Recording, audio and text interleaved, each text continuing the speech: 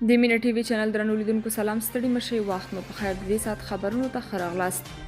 اسلام آباد کې د اسلامي همکاریو سازمان 2 ورځنۍ 48مه غونډه د یووالي، عدالت او ګډ پرمختګ تر سرلیک لاندې پیل شوه. له افغانستانه پکې د بهرنیو چارو وزارت سیاسي څانګې مشر اکبر اعظمي او د طالبانو ناظم الامور محمد شکیب ګډون کړی و. دا ځل پکې د افغانستان په اړه کوم مشخص بحث نشته، خو عمومي خبرې دي. اشرف غني وایي له متخصص بشري ځواک دی د افغانستان د اقتصادي خوځښت لپاره کار واخیستل شي. مخکینی ولسمشر اشرف غني وایي په افغانستان کې د ډاډ او ریښتینې سولې رامنځته کولو ته اړتیا ده. نوموړي د نوي کال په مناسبت په تازه خپاره کړي پیغام کې ویلي چې په افغانستان کې د دایمي سولې او ثبات د راوستو په موخه یو ملي بحث ته اړتیا ده چې ټول افغانان د یو باثباته هیواد د جوړولو لپاره پکې خپل نظریات شریک کړي. هغه ټینګار کړی چې په افغانستان کې د حکومت ملي او نړیوال مشروعیت ته اړتیا ده او تر هغې چې ملي مشروعیت نه وي رامنځته شوی، نړیوال مشروعیت رامنځته کېدل ګران کار دی.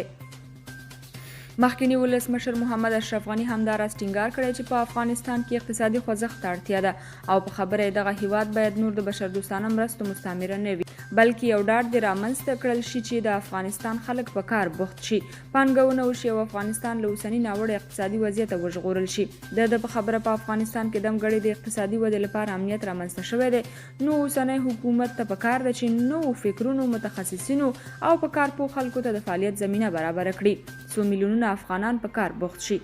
هغه ټینګار کړی چې په افغانستان کې یو دایمي ډاډ ته اړتیا ده څو هر افغان ډاډه شي چې په هیواد کې شتمنۍ، شخصیت، فکر، پانګونه او هر څه خوندي دي. اشرف غني زیاته کړې که نوی حکومت د متخصصو شخصیتونو پلانونو ته ارزښت ورکړي نو د افغانستان صادرات او تولیدات به په څو کلونو کې څو برابره شي. روسیه شاوخوا 10,000 ټنه ګاز افغانستان ته صادروي. د رویټرز خبري اژانس د راپور له مخې روسیه غواړي افغانستان ته د مایع ګاز لیږد بیرته پیل کړي. د راپور پر بنسټ روسیه افغانستان ته د مایع ګازو لیږد چې د 2020 کال په نیمایي کې د کورونا وبا په ګډون د ځینو لاملونو له امله درولی و بیرته پیلوي. د معلوماتو له مخې د روسیې په اورینبورګ ښار کې د ګازو د پروسس له تاسیساتو چې چارې د روسیې ګازو پروم دولتي شرکت د قزاقستان د ګازو له دولتي شرکت سره په ګډه سمبالوي، په روانه مارچ میاشت کې څه باندې 10,900 ټنه ګاز افغانستان ته صادر کړي. چارواکي وایي د ګازو له دغو تاسیساتو په مایع ګاز په اورګاډي کې د اوکراین ایزومایل بندر او بیلاروس ته لیږدول کیږي، خو د اوکراین جګړې دا شرکت اړ ایستلی چې نورې لارې ولټوي. د یادونې ده چې روسیې د 2020 کال په نیمایي کې له خپرې شوې کورونا وبا سره د تړلو بندیزونو او د کمزوري ګټې له امله افغانستان ته د مایع ګازو لیږد درولی و. پاکستاني او امریکایي لوري د افغانستان پر بشري وضعیت خبرې کړې دي. پاکستاني او امریکایي لوري په افغانستان کې پر بشري وضعیت خبرې کړې. د پاکستاني رسنیو د راپورونو له مخې د پاکستان د ملي امنیت سلاکار موحد یوسف د امریکا د بشري برخې له چارواکو سره کتلي او پر بیلو مسایلو یې خبرې کړې دي.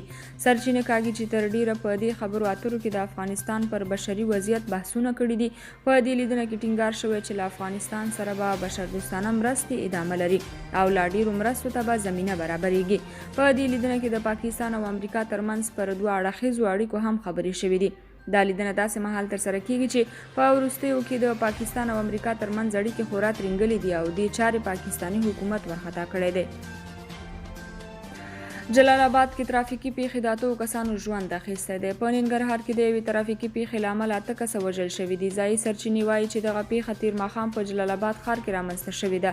پیښه د یوه پیک اپ ډوله او کرولا ډوله ترمنځ د ټکر له امله رامنځته شوې ده. په دې پیښه کې 4 میرمنې، 3 نارینه او یو ماشوم وژل شوی او همداراز یو نارینه او یوه ښځه ټپیان شوي دي. د ننګرهار د ترافیکو مدیریت د دغې پیښې د تایید ترڅنګ ویلي چې د پیښې اصلي لامل د موټر چلوونکو بې احتیاطي ده او په خبره یې ټپیان د درملنې لپاره روغتون ته لیږدول شوي. په وروستیو کې په لوی ښارونو کې ترافیکي پیښې ډېرې شوي دي چې تر ډیره د مرګ ژوبلې لامل هم کیږي. امریکا وايي اوکراین کې د پوتین جنگي جنایتونه څیړو. امریکا وايي په دې لټه کې دی چې په اوکراین کې د روسي جنگي جنایتونه وڅیړي. د امریکا د دفاع وزارت ویلي دوی په فعالانه توګه پر دې کار کوي څو په اوکراین کې د روسي جنگي جنایتونه راټول کړي او هغه په مستنده توګه نړیوالو محاکمو ته وړاندې کړي. دا اقدام وروسته تر هغې کیږي چې بایدن د روسي ولسمشر جنگي جنایتکار وباله او دې مسلې د روسي غوسه وپاروله. تر بایدن وروسته ګڼو اروپایي هیوادونو هم د دې غوښتنه وکړه چې پوتین او پر اوکراین د برید نور طراحان باید محاکمې ته راکاږل شي او د جنگي جنایتونو عوامو خلکو د وژلو په تړاو باید پر دوی سخت بندیزونه وضع شي. د بخښنې نړیوال سازمان وايي طالبان د خبریالانو او فعالانو نیول بند کړي. د بخښنې نړیوال سازمان له طالبانو غوښتي چې د خبریالانو، فعالانو او پخوانیو حکومتي چارواکو نیول بند کړي. یاد سازمان پرون د حمل په لومړۍ نیټه ویلي طالبانو د خلکو د بیان او ټولېدنې پر ازادۍ بندیزونه لګولي او هغه کسان چې د دې ډلې مخالفت کوي په خپلسري ډول بندیان کیږي. د دوی لخوا په خپرو شوو راپورونو کې راغلي د ښځو بېدرکه کېدل او د خبریالانو او مدني فعالانو نیول د هغو کسانو د خاموشه کولو لپاره د طالبانو نوي تخنیکونه دي چې غږ پورته کوي. د بخښنې نړیوال سازمان د قربانیانو د کورنیو د ځینو غړو په حواله لیکلي چې طالبانو ورته ویلي چې بندیان به یې خوشي کړي که بې ګناه وي خو باید له رسنیو سره خبرې ونه کړي. د بخښنې نړیوال سازمان پر طالبانو غږ کړی چې د خپلو حقونو د عملي کولو په خاطر نیول شوي کسان پرته له کوم قید او شرط خوشي کړي او د هغوی په اړه معلومات پټ نه کړي. امریکا د طلوع نیوز کارکونکو پر نیول کېدو اندېښنه ښودلې. افغانستان لپاره د امریکا ځانګړي استازي د طلوع نیوز د کارکونکو پر خپلسري توګه نیول کېدو اندېښنه ښودلې ده. نوموړي تېره ورځ په خپله ټویټر پاڼه کې لیکلي چې دوی د طلوع نیوز د کارکونکو پر نیول کېدو اندېښمن شوي دي، خو توماس د دوی پر بیرته خوشي کېدو د خوښۍ څرګندونه کړې ده.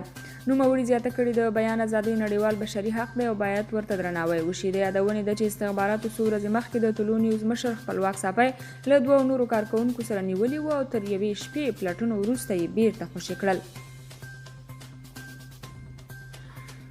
د اوبو نړیواله ورځ افغانستان کې د څښاکو پاکو اوبو کمیدو په اړه اندېښنې. د ملګرو ملتونو د ماشومانو د ملاتړ صندوق او د سره صلیب نړیوالې کمیټې په افغانستان کې د څښاک پاکو اوبو کمیدو په اړه اندېښنه ښودلې.